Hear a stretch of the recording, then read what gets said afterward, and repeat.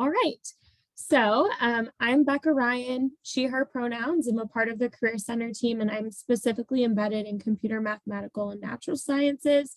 Today, we are going to be focusing on how to prepare for your med or dental school interview. Really exciting topic. If you're getting an interview, congratulations. It's a big step, but I can also understand that it's a little bit stressful. So I've actually paired with my colleague in HPAO, Courtney Butler. So I'll give her an opportunity just to say hi real quick and introduce herself, and then we'll go into the workshop. Yeah. Hi, everyone. It's so good to see familiar names and a couple of faces. My name is Courtney. I'm the Assistant Director of the Health Professions Advising Office, and this is one of my absolute favorite workshops that Becca puts on every year.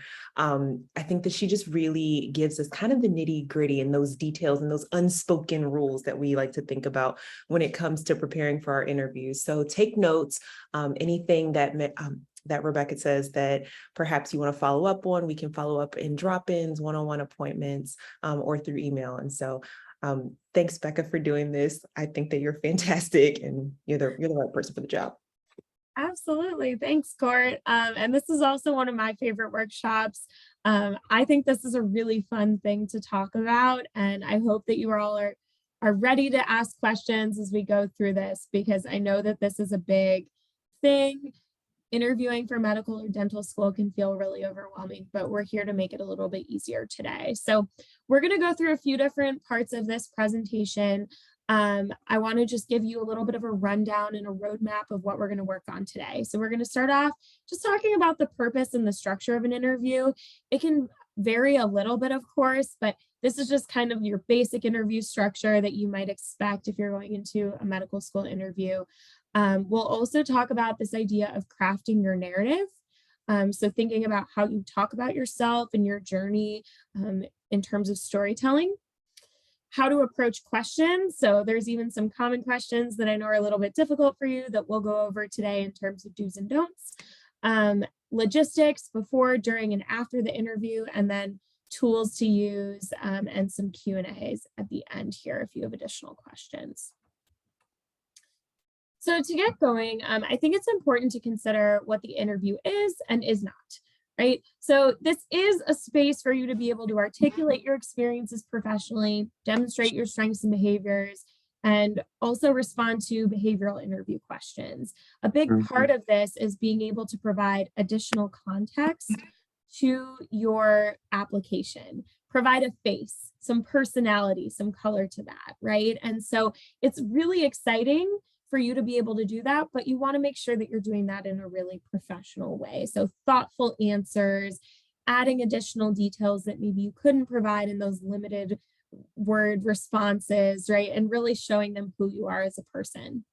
It's meant to help schools understand how you would contribute to their incoming class and how you would fit within their community. So schools want to get a sense of not only what your strengths are, but also how those strengths might complement other classmates and the industry and the field as a whole. And so thinking about what you contribute, what you bring to the table as you're going into this interview and how you can demonstrate that through examples, stories is really important. And then finally, it's an opportunity for you to demonstrate your interest in the program. Obviously, you've probably applied to a lot of different schools, but if you're getting to that interview stage, now is the time when you're really personalizing things, right? You're doing that research before the interview, making sure that you have a real understanding of what goes into this specific program's curriculum, special programs they offer, patient populations you'll be exposed to in their community, and how those things fit with your professional interests and how you want to develop yourself as a future physician. But this is not. So I think this is also important, right? It's great. We know what they need, but we also want to make sure that we're not making some, rookie mistakes here. So it's not meant to be the first time you consider how you fit with a school's mission and program. And I really want to emphasize that. Schools want to know that you've done your homework. So make sure that you go into that interview knowing what this school is all about to the best that you can.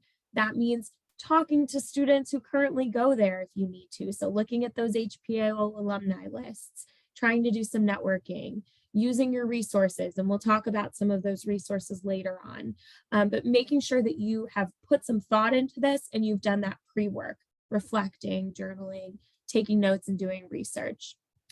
It's also not a casual space to chat about your interests. So, as much as we want to be personable and conversational, it's also important that we're remaining professional. This is a good way for you to be able to demonstrate to schools how you might interact with professionals in the field, how you'd connect with patients. And so, you want to make sure that you're putting your best foot forward and that you're being very thoughtful about the way you interact with the school. It's also not a place for you to perform or just tell them what they want to hear. So I'll sometimes have students say, can you tell me what I'm supposed to say in response to this question?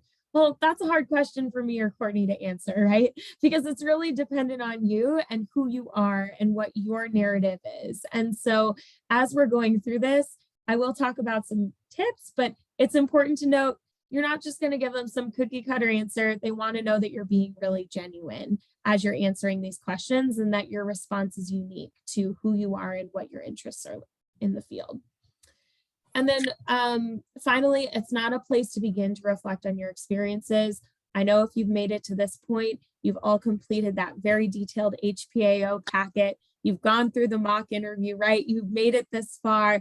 That means you've done reflection. So make sure that that reflection and that work that you've put in is showing. You're not just discovering things in your interview. Hopefully you've thought about these topics before you're talking about them with the medical school. So this is kind of my preview just to get us in this headspace, right? But we also want to think about what actually goes into that interview. So the first part of the interview, most likely, is going to be that tell me about yourself question. Now, in your mock interview, we've probably all gone through this already. That can be a really overwhelming. Sorry, sir, I took a wrong exit, so I'm not sure. Oh, sorry about that. Want to just make sure everybody's muted. So with your elevator pitch, you will want to make sure that you're thinking about what details are important for a school to know about you. So a lot of times that initial tell me about yourself question will prompt a response that includes a little bit of background on who you are, maybe where you're from, your family structure, what your interests and passions are, even beyond healthcare, your background or your employment status, maybe something unique about you if there's something about your story that's really important to know. But what it doesn't need to be is a full-on thesis about why you want to go into medicine. There's going to be a lot of time in your interview for you to answer that why question. And so this is really your opportunity to provide more personal information that might not always come out through a traditional interview question. So maybe you have a unique story about your name. I once had someone who talked about like a nickname and where that nickname came from and how it related to their personality. Really cool thing to share in the tell me about yourself, and it connected back to their upbringing. I've heard people talk about like their hobbies in the areas of sports. Maybe they've always been really passionate about sports, and so they talked about that a little bit. Whatever might be unique to you, something that really brings out who you are, and maybe even a little bit of your family history, because schools do like to know that. They like to know where you've come from, can be really helpful in that first question. I don't recommend that you go over about a minute.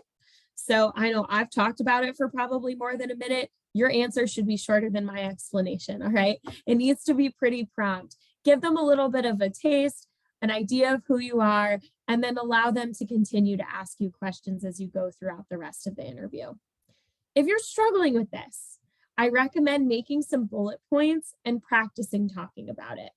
You don't need to write a full script. I've gotten questions before about how do I make this conversational and make sure that it sounds really natural if I'm saying it over and over again.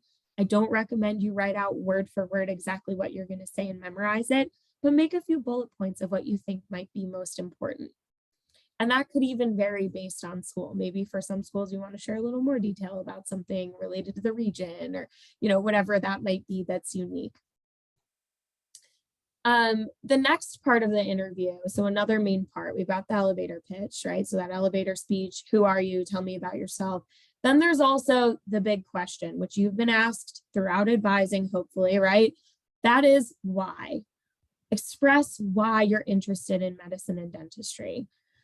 You're most certainly going to be asked this, and it's really important that you don't just say why you like the profession or your history of being interested in the profession. Some examples of this might include, like, I've always known that I've wanted to be a doctor ever since I was a kid. I knew that this was the field for me, and I'm really excited about taking this step in medical school.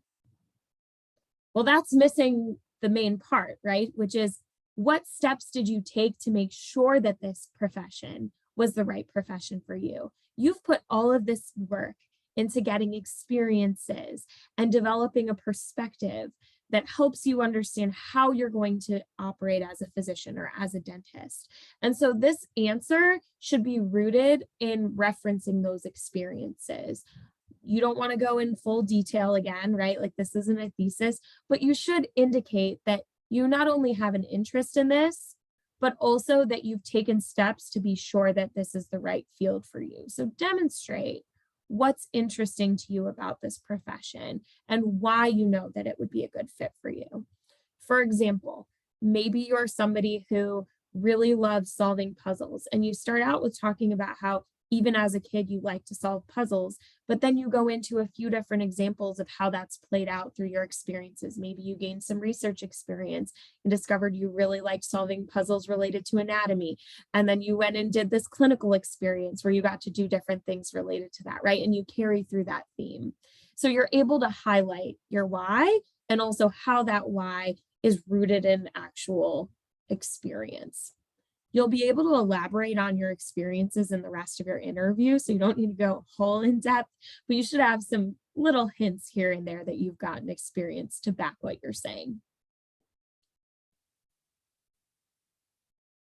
So once you do that intro, that's where we get into the really important part of the interview of how you're going to talk about your experiences.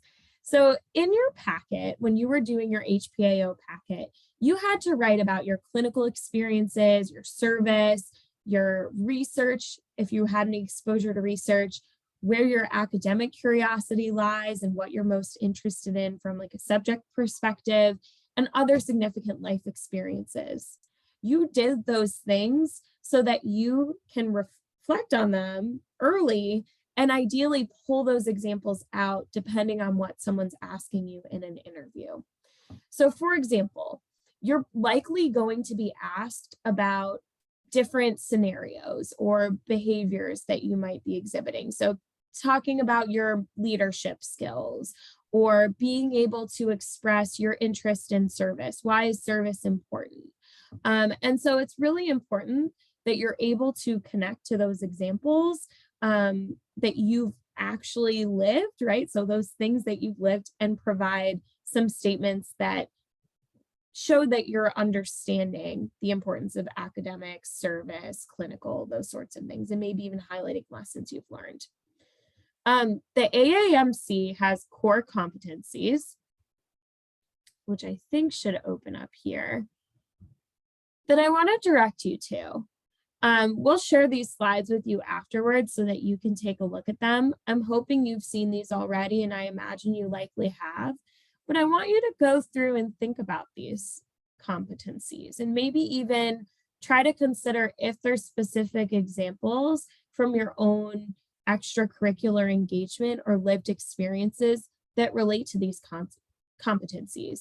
So if you're asked about your critical thinking skills or your understanding of what it means to have an ethical responsibility to others, you can bring up some examples rooted in your clinical experience, maybe a time when you had to be a patient advocate that relate to these competencies, and you can talk about them in a thoughtful way.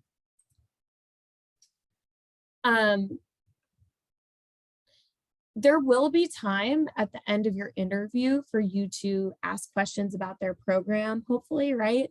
And share more information. So just be thoughtful about, like, asking too many questions during the interview if there's time that they've said will be set aside at the end for questions.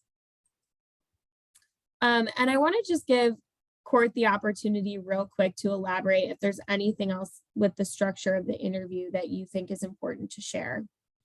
I'm really just here to piggyback off of your prior comment, and I was typing away in the chat. So thanks for giving me a little bit of airtime. But Yeah. When it comes to the SJT, so those situational judgment tests or preview, so the AAMC has preview, those two exams or tests are testing your AAMC core competencies. And so something that we learned this summer from our national conference from our colleagues was you should be able to provide 2 to 3 direct examples, exactly like Becca said, of how you've been able to embody those core competencies, because that's what preview and SJT is testing. And so make sure that you are well-versed and fluent in those core competencies and you're ready. You have a laundry list of examples, excuse me, to demonstrate how you've been able to embody those competencies. So if you look at module 1 of the HPAO committee process ELMS course, we have an applicant workbook where you can actually start to catalog how your experiences and how you've been able to embody each of those core competencies. So module 1 applicant workbook is something that to definitely look at. And so Becca, you're giving fantastic advice. Thank you. Thanks, Court. And I appreciate you referencing back to the ELMS course. I know that that's a really great resource that you all should be taking a look at as you're prepping for the interviews as well. So thank you for sharing that. So I want to also reference this idea of crafting your narrative. When you're thinking about how you're going to talk about your experiences, right? So maybe preparing examples for each of these competencies, knowing you might be asked about some of them, or even considering like how you might answer a question like, tell me about your clinical experience. If you're asked something really general like that, some interviewers will ask you really specific things, others might keep it really general and see what you highlight. It's important that you're thinking about how you're structuring your answer. So start out, I always say, with your packet. That was where you documented your experiences. If there's updates to that, you can totally fill them out there and like add in notes maybe on the side. But I do recommend starting with the packet and then considering how you're aligning your story to your personal statement and your experiences. So one thing that you want to be really mindful of is that you've already provided a lot of information to the schools about who you are. You don't want to throw them any curveballs and completely change your narrative, right? Ideally, what you're going to share in the interview builds on that foundation that you've already built through your personal statement, your secondaries that you submitted to this school. And this is your time to now add that extra stuff. So you don't want to suddenly shift focus and completely change the way you talk about your experiences, your identity, and what you think is important about yourself to share with schools. You're going to build on it, but there shouldn't be any huge surprises or changes. Unless you've had a big change in your life situation, which in that case, I'd say talk to an advisor, right? And let's figure that out. But for most of you, you want to make sure that you're being really consistent. I also want to challenge you to employ a strengths-based approach when describing challenges. And we're actually going to do an activity later on in this workshop where I ask you to consider reframing some answers that I've received when I've interviewed students. And we'll talk about what a strengths-based approach can look like. But to start, one thing that I want to share with you is that anything that you've shown or anything that you're sharing that might be a challenge or a hardship, because we know there are things that you've gone through that are tough, right? Not every part of this process is easy or happy or pleasant. But what schools want to know when you're sharing challenges is how you've grown and overcome those things. So thinking about your resilience, your strengths, your ability to learn and grow, those are the things that they're looking for when you're expressing a challenging situation and describing that. And so we'll talk a little bit more about what that looks like. Make sure you don't overshare.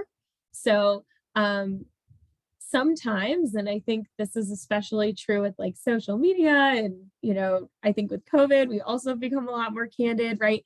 Um, but you want to be really conscious of not sharing details that might not be totally necessary for a school to know about. Um, I'm trying to think of an overshare example here. Court, I don't know if you have one. I see you've got a little smirk on your face. No, and I know this is in one of your upcoming slides, and maybe you could, and I know this is going to be tough, so we can work through this together, but even oversharing around your personal health status, whether it's your own physical health status, your mental health status, that's something where it can be really touchy, and certainly work with us, work with HPAL, work with Becca and whoever your mock interviewers are, to help you kind of craft language around how you want to articulate a challenge that maybe would have been health related that you've experienced. How do you frame it, and how can we frame this in a way where we aren't oversharing or giving schools details where, it may backfire, but how do we actually explain those scenarios with a growth mindset or with a strengths-based approach? So Becca, I don't want to monopolize this because I know we're going to talk about this, but personal health, personal physical and mental health is something where I think I've seen students do some oversharing where I'm like, well, let's think about the purpose of including this in your application. I always say, like, your med and dent school application is just like a job application, right? If you're applying to Starbucks, are you going to tell them all about your mental and your physical health? If you're applying to Deloitte in a corporate world, are you going to tell them about your mental and your physical health? And so I think that we certainly need to be able to discern what information is worth disclosing and what information really is meant to be personal, and can and would be disclosed at a later, more appropriate date. Absolutely. And I think that some of the questions that can help with that exercise, right, of figuring out what's appropriate, how to talk about these challenges are these three. So, what did I learn from this? How does this relate to my goals and my approach? And why is this valuable and relevant to my future? So, if you're able to answer those with a positive spin, then maybe we talk about it. If you're still working on trying to figure out how this is a strength, maybe we choose to be a bit more careful in the way we talk about those points. So we're actually going to go into this pretty soon here. But to just give you a little bit of a preview first, one of two things can sometimes happen when you're asked a challenging question. Sometimes we freeze. Well, there's a few things. One, you rock it, right? That's the ideal. You just knock it out of the park and you have a great answer. But if you're struggling, sometimes you freeze. And so I think it's important to consider how you listen to the questions being asked and how you prepare your responses.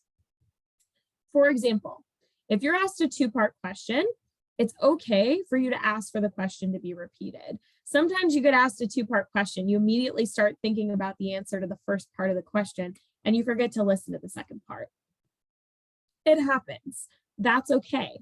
You can consider asking them to repeat the question. You also, if you're having like a freeze moment where you're just like, oh my gosh, I don't even know what to say. This is really hard. I don't know if I have this idea yet. I need a minute. Just experience that with grace. It's okay. Take a deep breath. Physicians are asked difficult questions and need a moment to think, right? If you're talking to a patient, there might be a moment where a patient asks you a question that you need to be thoughtful about how you answer, and it may take a moment to think about it. A few things you could say. That's a great question. Let me take a moment to consider this before responding. Wow, a few examples are coming to mind with that question. That's a really great question. Let me just take a moment. Those are really normal things to say. Let's say maybe you're asked a behavioral interview question. I think it's really important that you consider the STAR approach. So we see a lot of students who use this, basically thinking about setting the scene. So providing them an example and saying like, oh, like this actually reminds me of the experience I had when I was in a clinical setting. In this setting, I learned blah, blah, blah. I was in this role in the setting. Okay, so you're giving us an idea of why you're sharing the example, and then you're setting the scene. You're describing the purpose. So the S and the T, I think, can kind of go back and forth, but you're setting the scene, you're giving us the purpose. What was the task at hand? I had a patient who entered the room and was coughing profusely, and I was supposed to be helping them prepare for surgery, but I noticed that they were sick. Okay, that's the task at hand. You were supposed to be helping them get ready for the surgery, but you're noticing this thing. What action did you take? I alerted the physician because I was concerned that perhaps this patient wasn't in a healthy state to be moving forward with the surgery. And I wanted to make sure that the physician was able to talk to them about it in a way that would be encouraging so that they would go get help. Great, you're taking some action. What was that result? The physician agreed with me that the patient was ill and was able to sit down with the patient and talk to them about how to seek care for their cough before going under to have the procedure done. And so we were able to work with them on getting that care. And then I talked to them more about how to schedule a follow-up appointment and reschedule that procedure. Great. I'm getting a sense of what actually happened there, right? So you're taking us through every step. Then I want you to say what your result was. So that might be where you share, through this experience, I learned the importance of alerting my supervisor as soon as I noticed something that may be going wrong.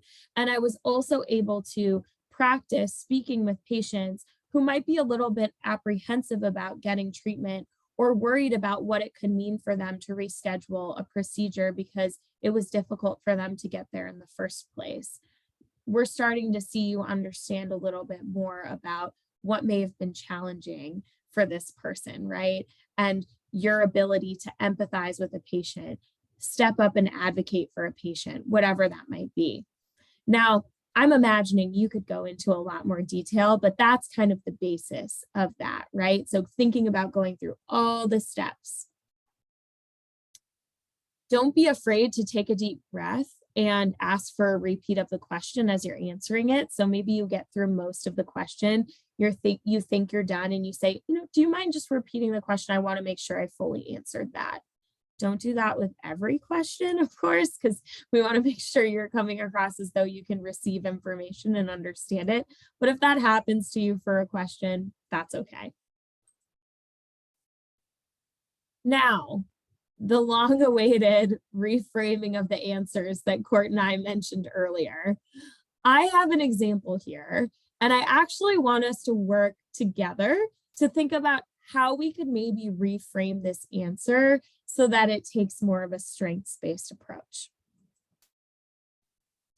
So if you were asked about a mental health or academic challenge, I want you to think about how you could frame that in a strengths-based way. I have a scenario here.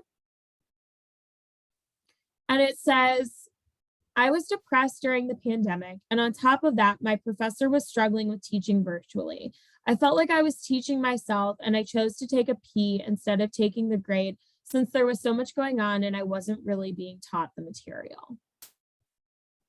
So this is an answer not unlike some that I've received as a part of the HPAO committee before. And I think that there's some things that we could do a little bit better in order to highlight this in a positive way. So this person was struggling with their mental health. They were having a hard time with the professor's teaching style, and so they chose to take a P. Need to reframe this, and I'm really going to challenge you all on this because I want you to be thinking about how to do this.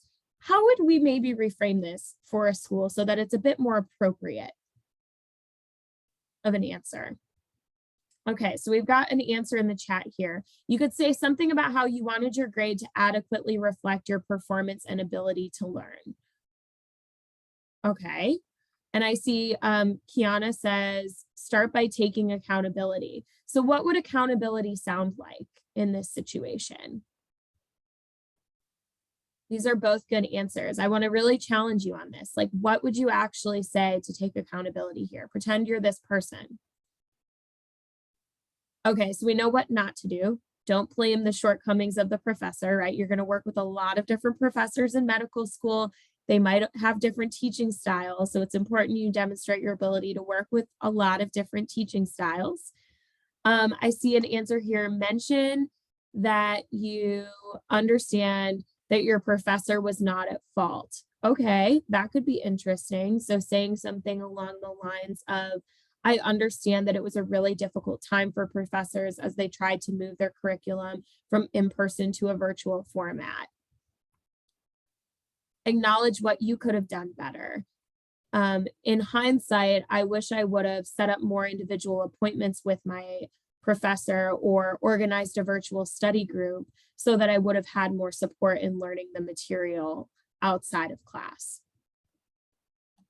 Focus more on having difficulty adjusting to online learning instead of calling out the teacher, right? Okay, good. So a really great answer here. Mention that this may have been difficult, but you took measures to try to understand the content better. These are all really good responses. I saw someone had their hand raised. I don't know if someone else wanted to answer in person, or I mean, sorry, not in person, but out loud.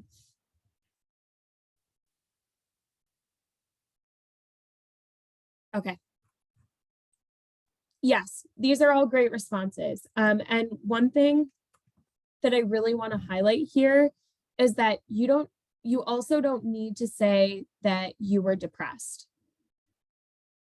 Okay. And I think that that's a really important thing to say, to share. So I'm just going to say it again. You do not have to disclose that. In fact, in some cases, while we know that it's not okay for people to discriminate against you for having a health issue, we also know that schools can be risk averse. And so they are conscious of how you handle challenging situations.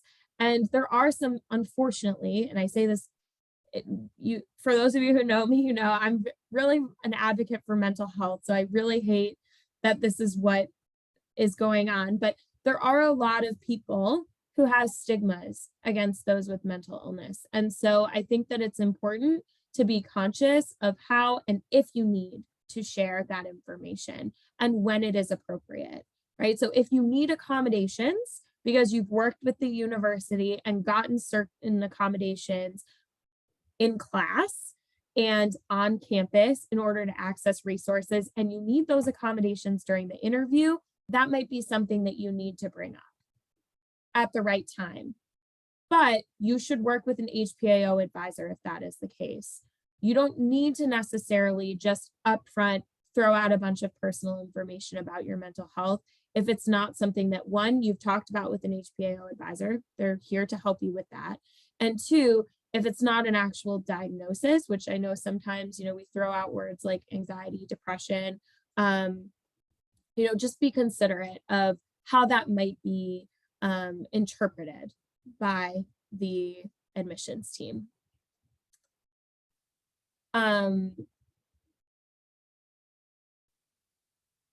Okay, good. Chime in really quickly too, Becca. Yeah. Everything that you're saying has been totally spot on. Something else that you mentioned earlier in terms of like reframing, particularly around mental health, since this is the example, since this is the example that you're using, what you really want to highlight ultimately is not necessarily the fact that you're experiencing mental health challenges, but like you want to highlight the grit that you have, the resilience that you possess, the tenacity that you possess. And so let's really spend very little time kind of defending our profiles in a sense, and spend much more time highlighting the competence that we possess that allow us to move through those challenges.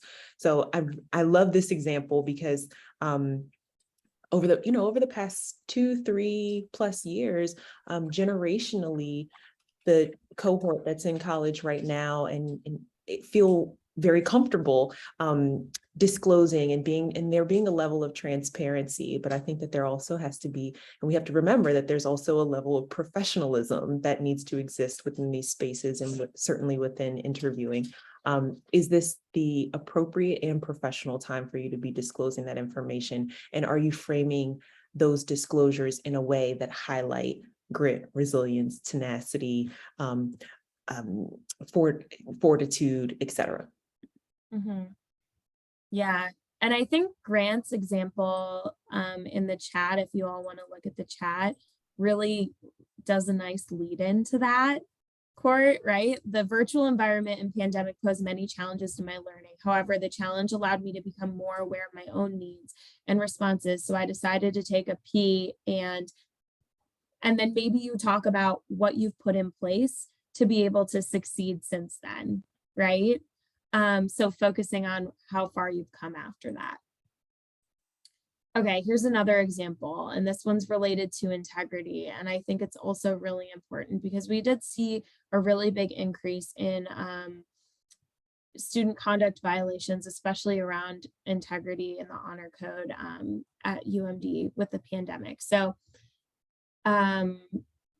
this is another one that I pulled from conversations with students. So I have a conduct violation on my record related to cheating, but I wasn't actually cheating on the assignment for class that it happened in. I shared my work with a friend and they submitted a copy of it as their own assignment. I didn't know they were going to do that.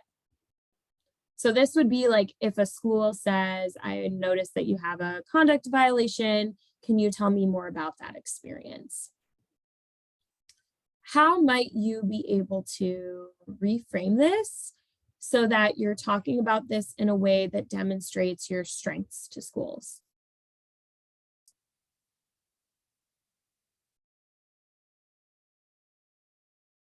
Because I know this is a hard one, right? Like you might be frustrated in the moment if you have a violation on your record. We know that that's not a great feeling to have to disclose it to medical schools.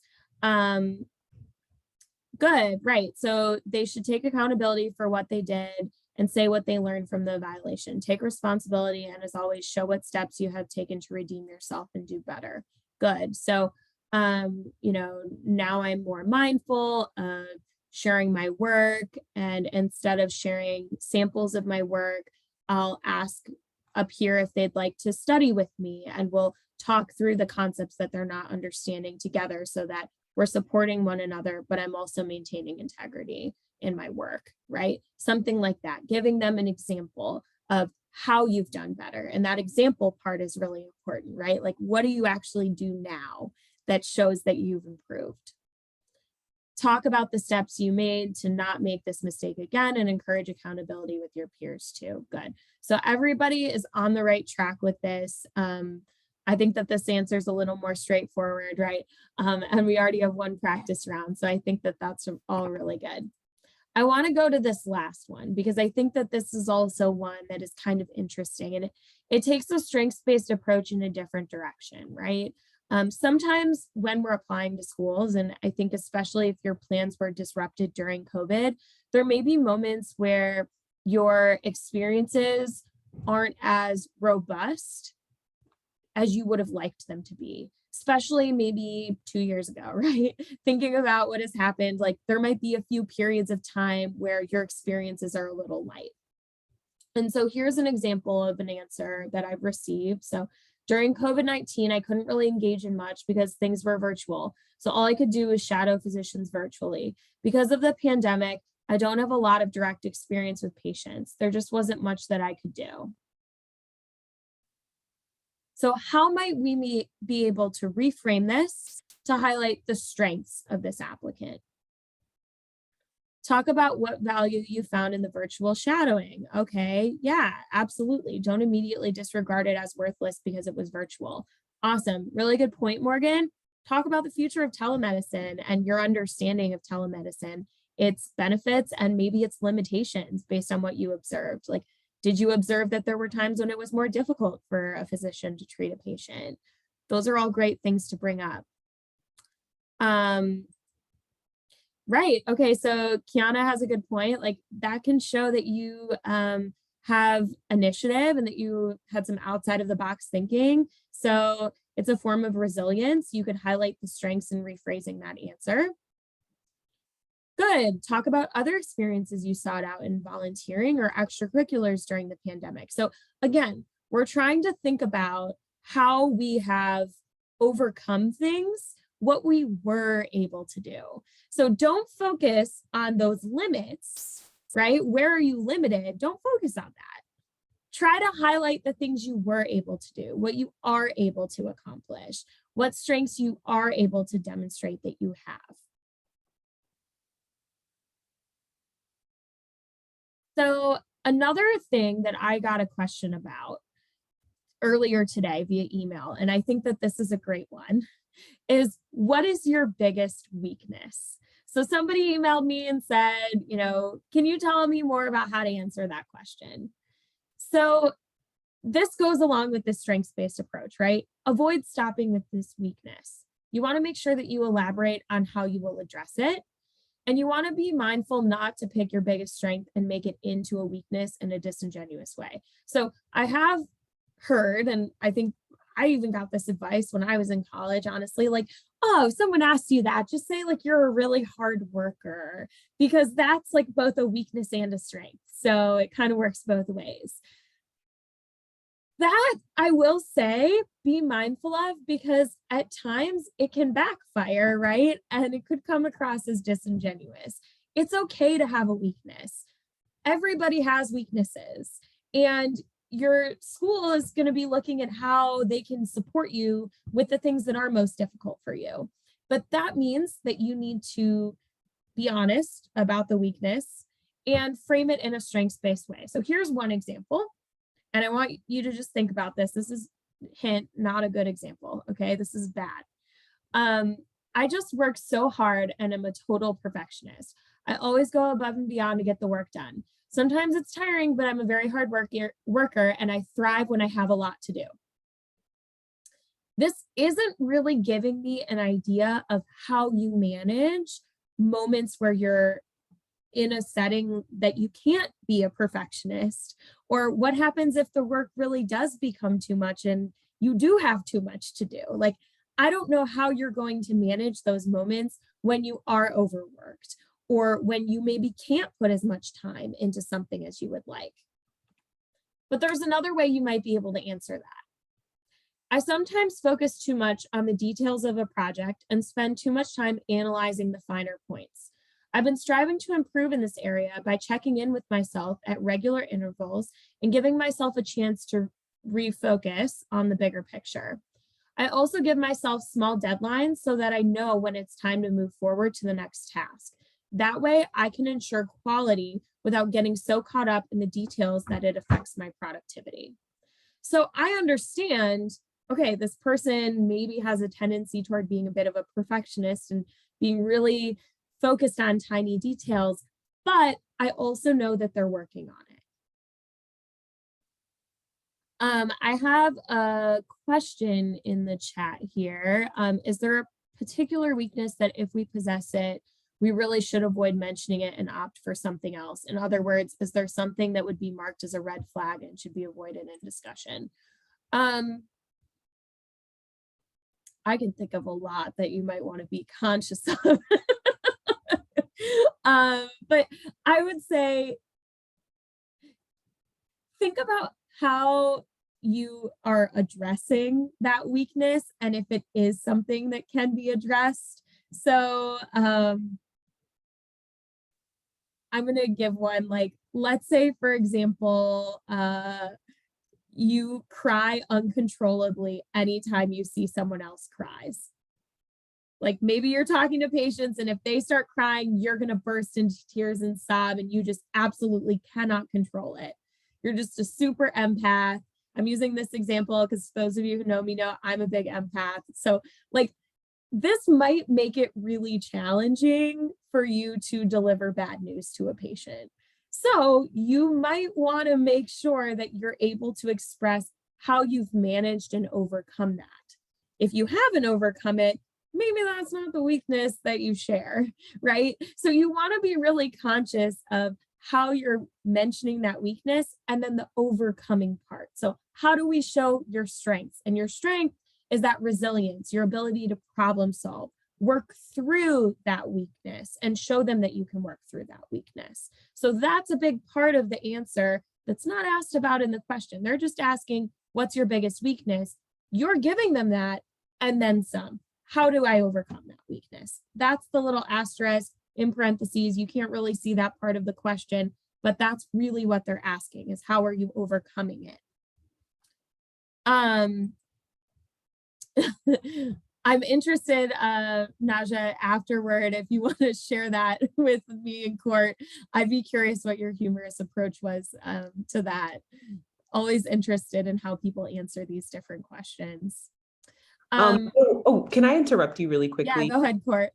This is really fun, and I've been having a lot of fun just reading the chat. And Marissa asked, are there any weaknesses that are overly used? And I think the answer is yes, right? I think a common default is for folks to say, oh, I'm super detail oriented, kind of sort of like the example that Becca gave. I'm really detail oriented. And we kind of like, well, yes, but that's not a weakness. Yes, but it's not a weakness. So detail orientation is something that I think is overused. Being a detail oriented / perfectionist is something. Certainly, like time management is something that I think is very much so overused. Like, as future doctors and dentists, you are going to be juggling multiple balls all the time. And so that isn't necessarily, and this kind of ties into May's question of, are there certain weaknesses that we really shouldn't kind of present? Like, think about the actual job that you're applying for, the skill set that it requires, even like the personality that it requires. And really, those core foundation skills and competencies should not be the things that you are listing as your most upfront weaknesses. So as you kind of review those AAMC core competencies, make sure that those really aren't the ones that you're listing as the weakness. If you want to list them, or if you want to discuss them in a strengths-based approach or a growth mindset, in the sense of saying, I had a lot of difficulty with time management my freshman year. And I think that's been reflected in my academic record, but I had to take a step back, really focus on, or really learn how to prioritize my activities and my responsibilities. And as a result, my academic record has improved. So you can see there, time management, it can be a competency. It is also something that you can use to show development and growth over the years. So not that you've always held that competency or possessed it, but that it's something that you've continually worked and built on over time. So yeah, that's my just little 2 cents, but these are great questions. Great questions, great comments. That's a really good point, Court. And I think if you are worried or freaking out right now, because maybe that is your actual biggest weakness, be mindful that the way you've managed that weakness might look different than other people. So your answer and how you've overcome it, that's where things might get a bit more unique or personal to you, if there's like ways that you've managed it. Honestly, these are things that I do. Like, I have to set a deadline for myself. So like, that's something that I literally do. I set timers of like when I have to move on, if it's not like a life or death item that I need to get done, right? And so whatever you need to do, I would just think about that. Like, even if you have an average weakness, how is it personal in the way you manage it? Okay, so thinking about the logistics of the interview, we promised we'd talk about this, and I think it's important that you have this little like, okay, what do I actually do with my interviews tomorrow to make sure that I'm not freaking out beforehand? So the first thing is, beforehand, make sure you're feeling calm, breathe. I can't emphasize that enough. Court and I are big on this, like, take a deep breath, okay? It's important that you do that. Prepare your technology, check your camera, microphone, silence your text message notifications. Please, please do that. I cannot tell you how many times I've interviewed people on a Mac and their chat is like blowing up and I'm just hearing like the ding, ding, ding, ding, ding of their messages coming in. Make sure it's off, double check it. If you need to do a trial call with someone, do that. You really want to make sure that you have all of that set. So that might be something you do even like the day before, just so that you feel peace of mind, right? And you're not freaking out beforehand. Plan to arrive 10 to 15 minutes early. When I say arrive, get that link set. If it's virtual, make sure that your like internet's working, that you're able to connect. Usually they'll like lock the room, so it's not like you can like get in early, probably, if they're not willing to let you in. But just be mindful of like clicking the link early, making sure it works, popping into that Zoom so that you know that everything's good there. Prepare your body and your workspace. So use the bathroom before the interview begins. Make sure that you're doing that, right? I know that sounds really basic, but like you want to make sure you're comfortable. It could be a long interview. Grab a glass of water. You don't want to suddenly be like choking on air during this interview and not have water nearby. Set it somewhere where you can have some water if you need it. It's okay to drink a little water. Know how to calm yourself down. So figure out what works for you when you're stressed. Hopefully this is something that you're working on already, but things like breathing techniques work for a lot of people, like breath work. I knew someone who used to do power poses. Like they would literally do like the superhero poses and like feel like that helped them feel powerful. So they would do that. Or maybe you have like a hype playlist that you listen to make you feel really good. Whatever you need to do, like think about what's going to help you feel comfortable. Yeah, okay. I see someone did the Superman pose before the MCAT and it worked. There you go. Maybe you want to do a Superman pose before your interview. And then have a pen and paper and anything else you think you might need. So if you need like a fidget spinner that you keep under the table, or you know, a pen, paper. The one thing I would say is like, don't have like a page of all of your notes that you keep open during the interview. Like if you have a pen and paper, make sure it is a blank pen and paper, right? You don't want to end up freaking out and then reading something to them. We can totally tell if you do that, to be honest. And then also make sure you prepare your household. So set boundaries with the people and pets in your life so that they're not walking in. You don't want your mom bringing in a snack while you're on your med school interview, okay? Very loving and sweet, lots of support, not the time, mom, okay? So make sure that you set those boundaries. You don't want a roommate walking behind you in the shot with, you know, an inappropriate outfit on. We want to make sure that that's all good. Okay. Yeah, we'll answer that in a sec. And then the other thing is make sure you have like pet or childcare. So put your pets away, like don't have your cat climbing across the computer, put your dog in another room so it's not barking if you think it would bark. And make sure that you're looking at the camera. That's a good one. So Taylor just asked, like, what are your thoughts on where to look? I usually recommend trying to look right into the camera. Usually, and you'll see I'm on a double monitor right now because I'm like looking at you all in one camera and then my notes are on the side. That's what not to do, I would say. Try to make sure that you're looking at the camera. And then make sure that you're double checking your lighting. So we want to make sure you're not backlit, right? Like if you have all of your lights behind you, you're going to look kind of funny in the interview. So just make sure you have a nice light. Thank you. Towards your face. If you have like even like a cool ring light or something, maybe you put it in front of your computer, whatever you need to do to make sure the lighting looks good. Consider what's in the background of your camera frame, avoid cluttered spaces, and seek a space with minimal distractions. Right now, I'm really trying to represent the University Career Center. So you'll see, oh, over there, I have my background. Court has a very nice background right now, right? Some nice plants, very well lit. These are both examples of what you could do if you need to. Zoom has those backgrounds for a reason. So if you need to use one, use it. There's even some great like Maryland campus ones that you could use. Clothing tips.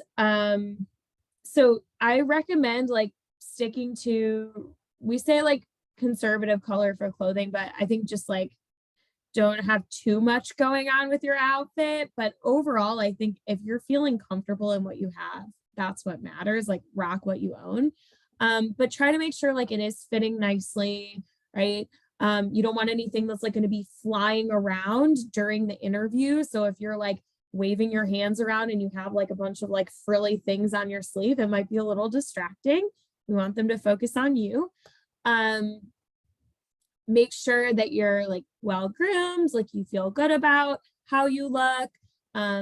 I usually recommend like no loud jewelry, like things that will clang together and distract from your speaking. But overall, make sure that you feel confident in what you're wearing. Make sure we can see your face for your facial expressions. There's a lot of nonverbals that come through when you're speaking. And I don't know if I should really say this, but make sure you're wearing pants and that your pants match your top, because we have heard of people who like stand up and then it's like a weird outfit. So make sure from head to toe, you are looking the way you want medical schools to see you. Corey, do you have any more comments on that one? It's not really a comment, but I have a funny story to share. I was mock interviewing a student 2 cycles ago, and the student looked really wonderful. And for some reason, something told me, ask the student to stand up. And I was like, hey, so-and-so, stand up. And like this student went stone faced. And I was like, oh my goodness. So the student stands up and they have on Family Guy, like Stewie from Family Guy, sweatpants on. And we locked eyes. I didn't say a word and he sat right back down. And it was a teaching moment and it was a funny moment, but we just kind of never know what the circumstances might be. You know, someone may knock on a door and you may need to get up and go answer the door. And so you want to just make sure that you are fully dressed and prepared for the interview from head to toe. Thank you for that. That we will not forget now, right? Everyone's going to remember to make sure you wear appropriate pants. So some other things, we already talked about this a little bit, but eye contact, look at the camera, keep the camera on, so don't turn it off. If you do need to, maybe just like also make sure that your background, so like if I turn my camera off right now, like I've got a nice headshot, right? That's great. Do something like that. Make sure you know how to restart your video. And then I would also say on top of that, make sure that your name is something appropriate. I once had a student who like had like a silly name. They must have been doing like a call with some of their friends before their interview. And when they got on the call with me, it was not an appropriate name. Make sure you have an appropriate name. Okay. These are all really basic, but they're important to remember. Make sure during the interview, we talked about this already, answer the actual question, ask them to repeat the question if you need clarity, be present and engaged. So if they're giving you information, don't like suddenly look away or like look down and look like you're using a phone or something. Like make sure that you're looking engaged and at the camera when they're speaking to you as well. Like it's a real conversation, you would make eye contact. So you should look at the camera even when you're being spoken to as well. Remain aware of mute. So make sure you're not like talking on mute. Ask meaningful questions back. So we're going to talk a little bit more about that. But I think it's really important that you're considering questions that are unique to the school. This is part of where you show your research, right? What you've been able to do. So it's really important that you're thinking of thoughtful questions. Maybe you even have some questions specific to the interviewer that you think of as you're in the interview, like be curious about them too.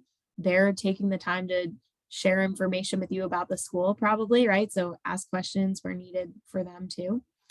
You totally can take notes during interview sessions or informative sessions within interviews. I would maybe let them know like you're sharing some great information, just so you know, like I am going to be taking some notes because I want to make sure I document this. Like that's okay to say if you want to, if you're a little worried that it'll look like you're not present, feel free to say that. But also they'll probably understand like if it's a Q&A part or they're giving you details, like there's a difference between us, just me and Court having a conversation and Court giving me a list of things that I need to know how to do, right?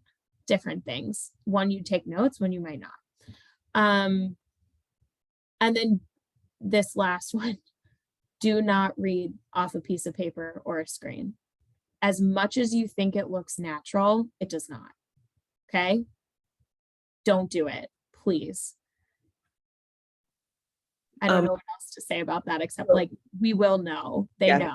Interviewers know. We've done enough of these. They do a lot. They know when it's not legit. Something else that I just popped in the chat that I just want to quickly touch on is you are interviewing your interviewer.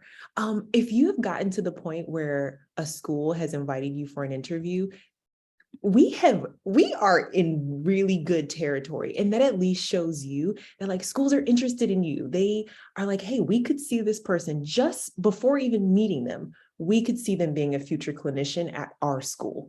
And so there's already a level of shared interest by the time that you get to the interview. So many times students are like, I got to get in, I got to do and say everything so that I get it. But you also forget to like interrogate your interviewers, interrogate their school, their curriculum, the changes that they've made, the mission statement, ask detailed questions, and also remember who your audience is. So particularly if you're looking at the MSAR for my pre-med folks in particular, you can see the actual interview style. So they'll let you know on the MSAR, are you interviewing with one faculty member and one student, two students and one faculty member? And I want each of you to create a list of questions based off of who your audience is going to be or who you're going to be having conversations with.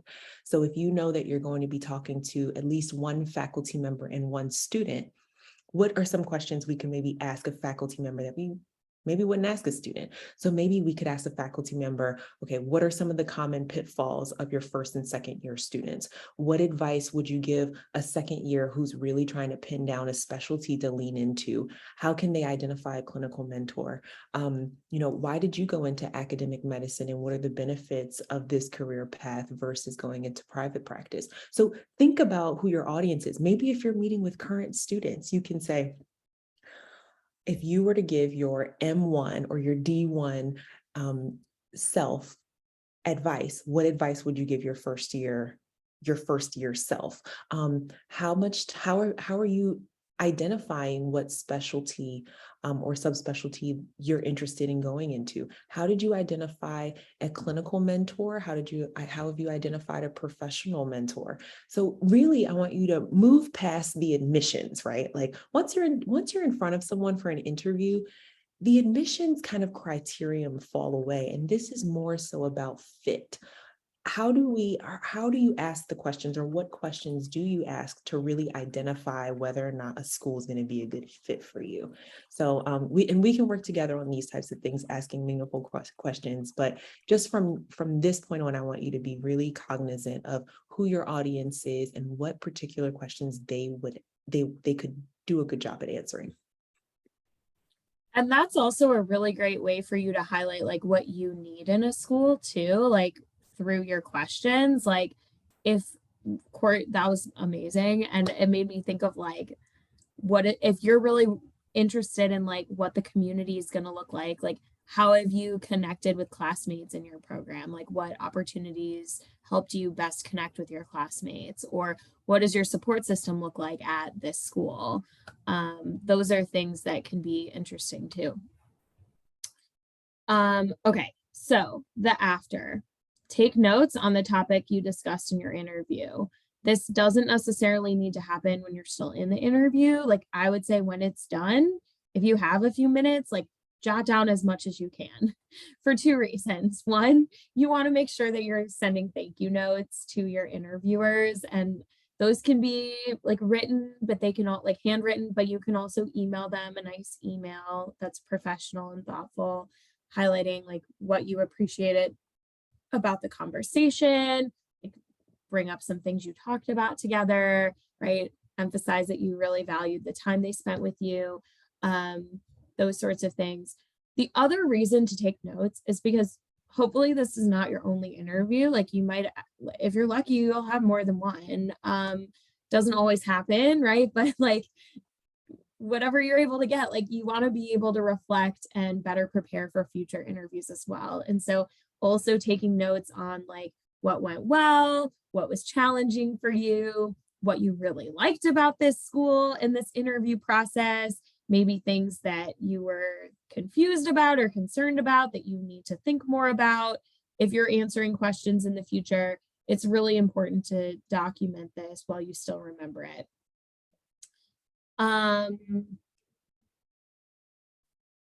And I see we have a question in the chat. Are we putting ourselves at a disadvantage if we don't ask any questions? Sometimes I cannot genuinely think of anything to ask because I have already done so much research or the question has been answered. So honestly, I would say it is kind of putting you at a disadvantage to not ask any questions. Even if there's nothing you're wondering about the school, there might be something that you could, like, there's definitely, not might, there's definitely something you can ask this person. Like, this person is taking the time to get to know you and consider you as a new member of their school community. So even if you're asking them, like, what do you appreciate about being involved with this program? Or like if it's a staff member, right? Or what, like all of the questions we basically just shared with Court, like what do you appreciate about the community here? What challenges do you see a lot of students facing when they start this program at your school? Like whatever you want to ask them, like even ask them about their own career, like you should ask something.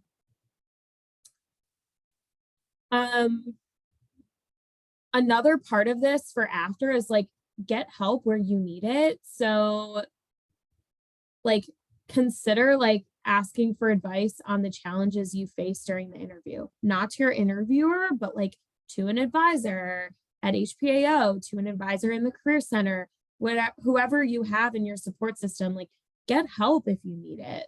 You know, we're here. This is our whole job. We love this stuff. Like interviews are a big deal. So make sure that you're getting help if you need it. If there's a clarification or if you misspoke like during your interview and you're kind of freaking out, like talk to us about it. Okay, we're here to help you. Don't just like go rogue and start emailing a bunch of people in the school, like reach out to us. We can help you work through these challenges. We know that this can be a really intimidating process, and we're here to help you think through how you're handling these things in a professional way. So ideally, you know, everything goes perfect, but if you're experiencing a challenge, feel free to reach out to an advisor. That's what we do, right? We're here to help you work through that and think about how you best proceed.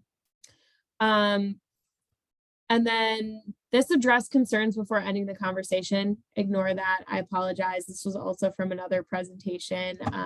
So I want to make sure that you don't like ask your interviewer to address concerns. That was from if you were doing a mock interview with the HPAO team. We already said like write a thank you letter, email to your interviewer.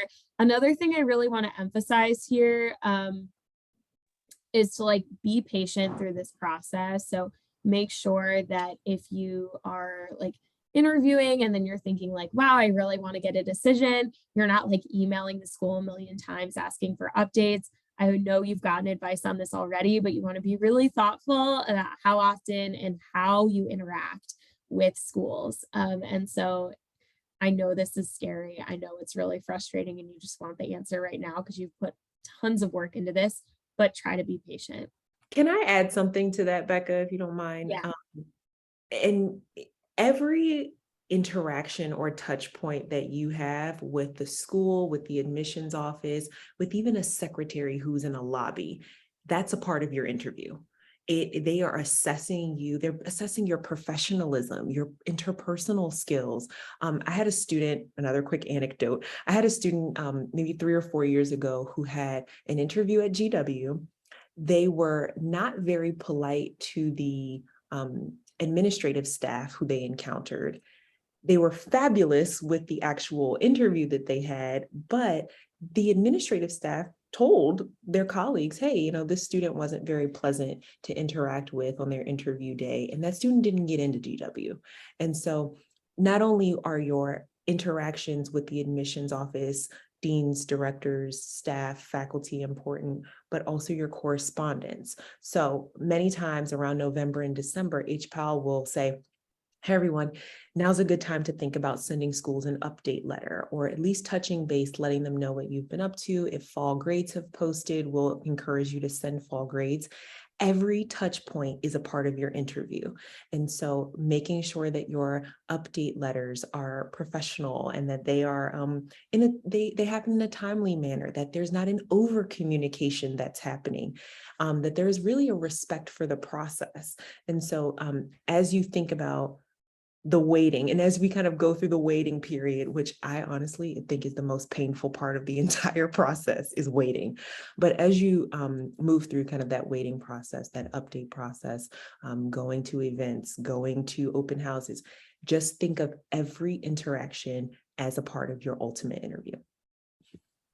Very good advice. And they probably are documenting all of those times you contact them. So make sure you're mindful of that. So some tools to prepare. You all have done a great job by coming to this. I feel like this is hopefully helping you, fingers crossed, and making you feel a little bit better about going into interviews. I also understand that you may want to actually practice questions more and see how you come across when you're answering difficult questions. So Court and I actually worked together last spring and put together a virtual interview prep series of questions that you could use to practice. So for those of you who haven't heard of this tool before, Interview Prep is a tool that the University Career Center provides to students and alumni. You're able to log in through your Careers for Terps account, which is the same way you registered for this workshop. I put a Go link here. So, and again, we'll share these slides out after so you can take a look at it, but you can use this Go link. Then you log in and you can click conduct an interview, assignment interviews, and then I've created a med dent mock interview questions assignment with this specific code. So this is a really good way for you to be able to get questions that like show up on your screen. Some of them, they're even like recorded where someone like asks you the question on camera and then it flips to you and you answer the question on camera and it records it and you can watch it back. The other cool part of this, so once you make it through the whole interview, is you can also share it with me. So if you want me or another member of our Career Center team to take a look at it and review those questions with you, we can do that. So this is a really good tool. It's so underutilized. I think we've maybe had like 15 students use it this year so far. But I strongly recommend trying it out, especially if you're feeling like you need to brush up on some of your responses to questions. It's an awesome tool. It's a little weird at first, but also if you can make it through the interview stream interview, you can definitely do it with like a live person who's giving you interaction and like responding with facial expressions, right? So it might even make the actual interview a little easier. And one more thing that I'm going to add is that the questions that are a part of interview prep that you'll see, these are all real med and dent school interview questions. Something that I like to do is as my students are like, hey, Courtney, I got an interview. I'm like, hey, how about you jot down the 2 or 3 most memorable interview questions and email them to me. And I just collect interview questions every single year. And so what you're seeing through interview prep, what you're seeing during your HPAO mock interviews, these are all tried and true questions. And so really, really utilize these tools because I think that certainly you'll have an upper hand when you get ready for the actual day. Absolutely. And there's some really good questions in there that Court's collected. Also, that's like another plug, like send Court your interview questions as you go through the interview. You're going to take notes anyway. So email Court your favorites. It'll help us as we prepare for next year too. So other things that you should be doing, make sure that you're looking at the ELMS page for like interviews and follow-up. Review your packet, take that file review into consideration. Advisors know what they're talking about. If they gave you some input, try to consider how you're implementing that in your answers. I also recommend looking at the school's website, so be aware of special programs that might be interesting to you. If you're really interested in getting involved with like student groups, consider what they have, consider research, consider the patient population and the area that you're looking at moving to, all of these things. And then also make sure that you're taking a look at the MSAR or other tools that provide you with data There's a lot that you can gather from the MSAR, especially if you're interviewing for MD programs. So like diversity statistics, admissions averages, like locations, connections to local hospitals, the number of students sent into specialty areas. So like if you're saying, oh, I really want to be like a neurosurgeon, and like almost nobody from their program goes into that, but they're really into like, I don't know, pediatrics or something, like you might want to be conscious of that, right? So just think about like all of these different factors, dig through that MSAR, okay? That is your friend. I love the MSAR. So this actually concludes all the information that we had prepared to share with you, but we also have some time. We have about 10 minutes left, and we would love to answer more questions that you have. So we've got time, we're here. Morgan, good question. Is it okay if our why answer during an interview has similar themes to our personal statement? How different or similar should this answer be from our PS? Court, do you want to answer that one? You're muted. Yes, that is a fantastic question. And yes, it's okay if your why, and your why should really be quite tangential to your personal statement. You are going to feel like you are saying the same things over and over and over and over again. You're going to be upcycling and recycling language and examples. One thing that I think is always helpful in terms of reframing slightly is thinking about the actual example, what core competencies or skills you highlight, and then maybe highlighting other ones. So for example, if we want to say, if a student wants to use being a TA as an example of, teaching, mentorship, one of their motivating factors for pursuing healthcare, medicine, or dentistry is being like, I really want to teach my patients. You are likely going to put that in your personal statement. You are likely going to be highlighting your leadership skills, your teamwork skills.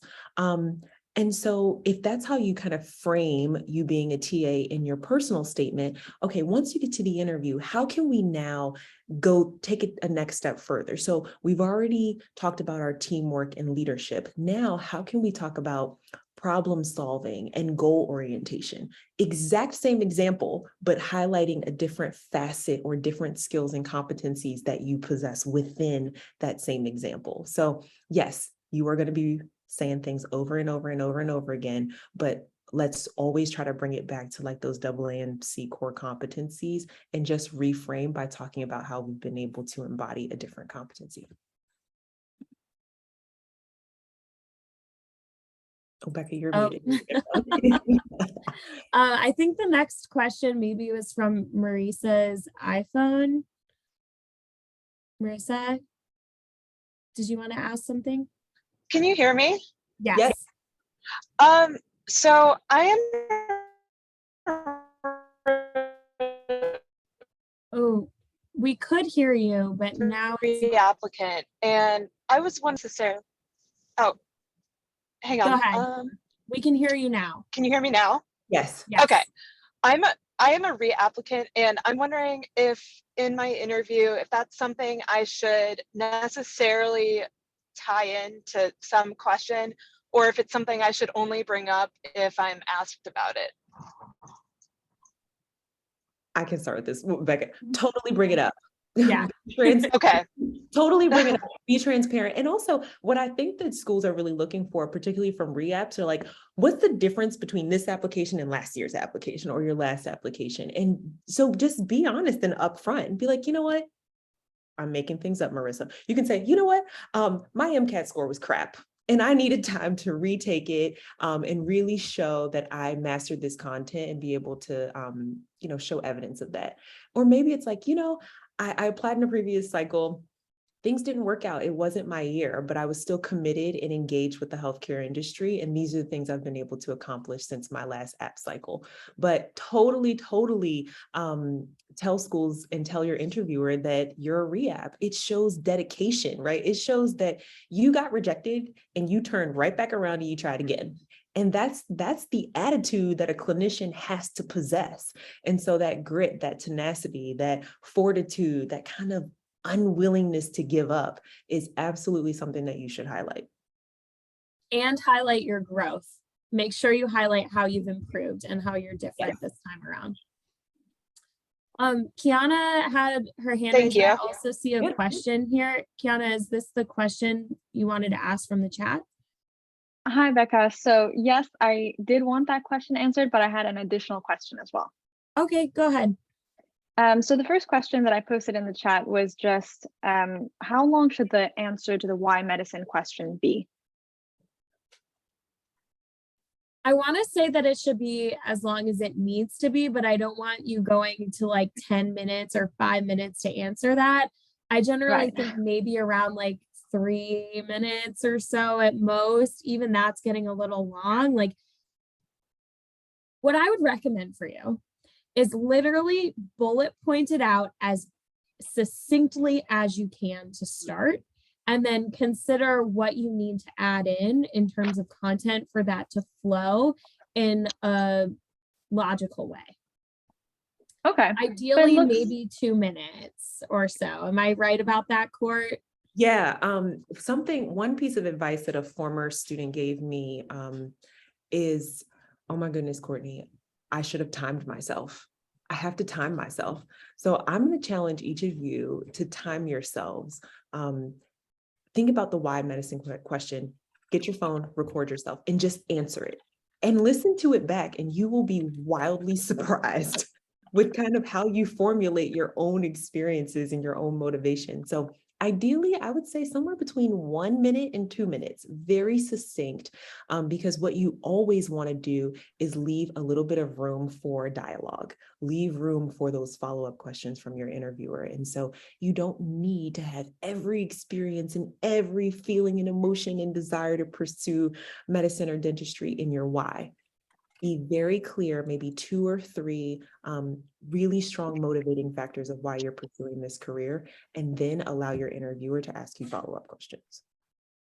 Okay, so it looks like it's not going to be drastically longer than the elevator speech from the introduction question. Exactly. Okay. Okay, thank you. And then my second question was that when describing clinical experiences and the impact that they've had on our personal growth, I feel that typically, and correct me if I'm wrong, that the expectation is that we'll talk about person-related skills like empathy, cultural sensitivity, things like that. What if the things that we learned are more sort of hard skills like medical knowledge, how to take constructive criticism from your superiors really well, like just you've worked in a tough environment and you've come out with a lot of knowledge and skills that are hard and not necessarily soft skills. Kiana, you are right in the mix of where I want you to be at. These are great questions. So you as a future clinician, you're going to be talking about both kind of those hard core skills and those softer, or what we would consider interpersonal or qualitative skills too. And so the nice thing is, you have an opportunity to display or demonstrate ways you've been able to embody those qualitative skills in other areas of your experience, of your experiential profile. So no, perhaps your clinical exposure was much more kind of hard skill oriented, but as a TA, as an RA, as a peer mentor, as a tutor, you've been able to develop these other skills too. So the quantifiable, or the qualitative and the quantitative skills, both are that are highly valued. And so if that's what really your clinical exposure has allowed you to develop, lean into it, be honest about it, but also be able to provide examples in other areas of your experiential profile, how you've also been able to demonstrate those non-quantifiable soft skills or interpersonal skills. Okay, great. Thank you so much, Courtney. You're welcome, friend. Have a good one. I see another question from Manahel. Hi, friend. If you have multiple 4 or 5 research experiences, should we highlight the most recent one? You can highlight the most recent one. I would really lean into highlighting the most significant one. So what is the research experience that really allowed you to better develop your research identity? What has really pushed you? Which PIs have pushed you? And what experience have you been able to really understand the life cycle of research, right? Did we start from a question that was being answered? Did you go through IRB approval? Did you go through data collection, synthesis, revise and resubmit? Did you go through the manuscript process? So I would say in terms of your research exposure, like, what is most significant? What allowed you to really sink your teeth into something, and what allowed for autonomy and responsibility and independence throughout your research? I know I'm skipping through questions. Becca, I'm sorry. No, that's okay. You're good. There's two about MMI, so we can do those after this next one. But there's a question, can you touch a bit more on how to ask a doctor interviewing a question? If we know who they are, should we look them up, particularly a doctor who works at the affiliated hospital but isn't involved in the school in another capacity? Yes, look them up. Do your research. If you can, absolutely. And maybe you ask them questions about their career, their work with the hospital. Are they able to interact with med students at that school at all through their work? And what have they noticed about them? Like, think about questions that might involve their interaction with the school, because they are connected if they're interviewing. Any other thoughts on that, Court? Spot on. Okay, cool. Hi friend. If you know who your interviewer is, totally stalk them in the nicest way. Online, Like, not like in person. yes. Totally find out who they are. Go to their LinkedIn, see what their kind of academic and professional pathway, what does that look like? You could even ask them about that in your interview and just say, you know, I see that you went from more of a private institution into a teaching hospital, or you moved from being primarily in the clinical space to now being into academic medicine. What made you? So absolutely, if you have the inside scoop on who your interviewer is going to be, totally, that is an opportunity for you to dig in and really show them that you've invested time into the interview and getting to know the school and the interviewer. Awesome. So we have like a request for tips specific to MMIs. We have a whole presentation that we did on that. But one thing that I will say is to make sure that you're staying aware of issues impacting healthcare, ethical issues, current like legislative things that are going on, trends in the industry right now. A lot of those things are fair game when it comes to scenario-based questions. And be mindful that you might be asked a question about a scenario and they know that like you are not able to specifically maybe treat that patient right now. So they might be asking you like, tell me about like how you would handle this sort of case with a patient. But if you don't know their disorder, it's okay to not know their disorder. There's a few things that they're trying to really assess here, right? They're trying to think about what information do you need to know to achieve a task. So you might say like, I would first want to make sure I understand these things. You also want to be mindful of like demonstrating your decision-making skills, your soft skills, all of those core competencies. Get to know those well enough where you can highlight how those might relate to the question that they're asking and how you demonstrate those. A lot of MMIs are also timed, so do not go over their time. Make sure that you're drafting out a question if you have some time to like do prep. Sometimes MMIs will have that. They'll have like 2 minutes of prep and then 10 minutes of conversation. You don't need to speak for the full 10 minutes. You might speak for 5 of those minutes and then have a conversation back and forth with your interviewer about that response for the rest of the time. But I would say overall, a lot of them are behavioral. So be conscious of like the competencies, make sure you're highlighting those. If you don't know something, don't pretend that you know it and like lie and act like you know what that is. If you don't, like, be transparent about what steps you would take to learn because there's going to be moments when you're a physician where you don't know things. So you don't want to show that you just like pretend you know things that you don't. And then be really conscious of like time and conversation and thoughtful conversation. If they're asking you like, how did you come to this decision? Like, talk to them about that. If they give you some critical feedback, how do you handle that critical feedback? Are you receptive? Are you asking additional questions and thanking them for that input, or are you getting defensive, right? These are all things they're looking at. Yeah. That's great advice. I see a question from Morgan, which is a good one. Any advice on how to handle a not so nice interviewer?